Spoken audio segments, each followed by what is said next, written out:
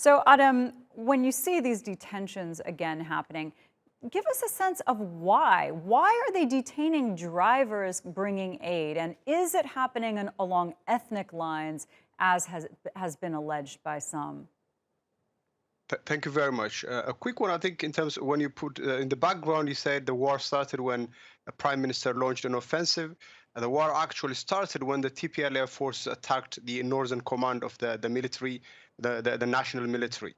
Now, coming to the point that you raised, it is accurate indeed that 70 UN drivers, as well as others working for the United Nations, have been detained. And this comes after the official declaration of a state of emergency, and also in the background of an offensive that the Tigrayan forces have been leading in one of the main war fronts. So the accusations are that there is a lot of support, financial support, but the government has also increasingly accused some supporters of providing intelligence support to the military.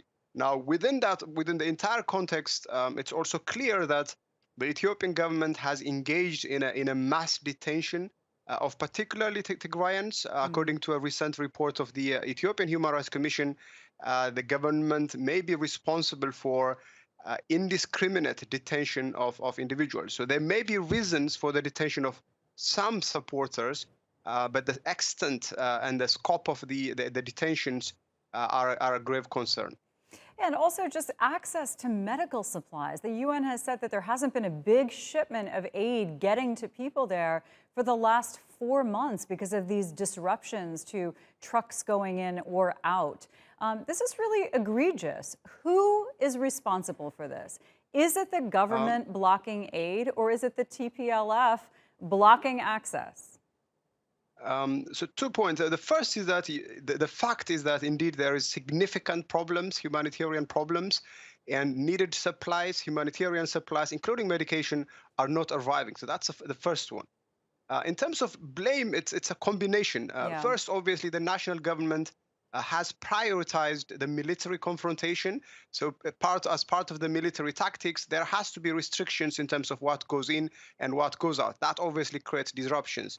And secondly, the fact that the TPLF has also engaged in an offensive means that the humanitarian corridor, the geography, as well as the scale of the needs has actually increased. So the offensive obviously does not help. But I think it's important that priority is given to the humanitarian situation over any short-term military tactics.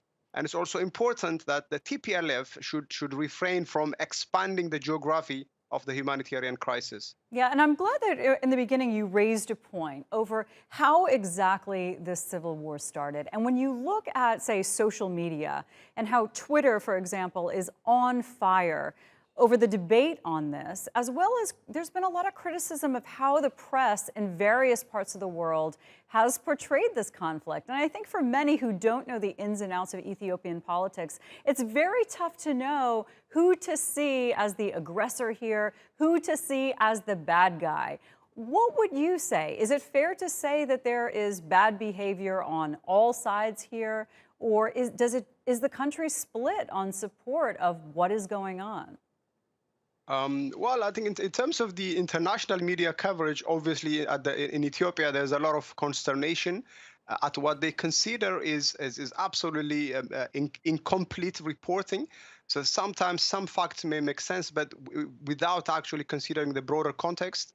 So in that regard, I think the Western media in particular are guilty of incomplete reporting. Yeah. And also in terms of creating a narrative where there has to be a demon, and an ascent.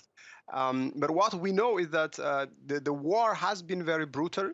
And if you look at the victims, it's often a function of where the war is. So when the war is in Tigray, most of the victims were Tigrayans committed by non-Tigrayan forces.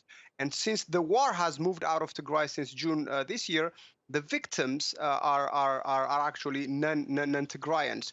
And in fact, if you look at the latest report from Amnesty International, it details some of the brutalities and large-scale looting by TPLF force in Amhara region.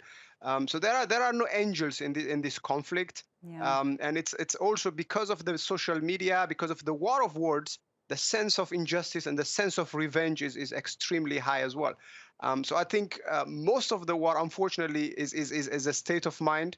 And unless we actually tackle that, unless we change our mentality, the problem might continue to deteriorate. Yeah, it's hard to imagine how negotiations will even happen given what's happening right now. But Adem, I really appreciate your insights. Thank you.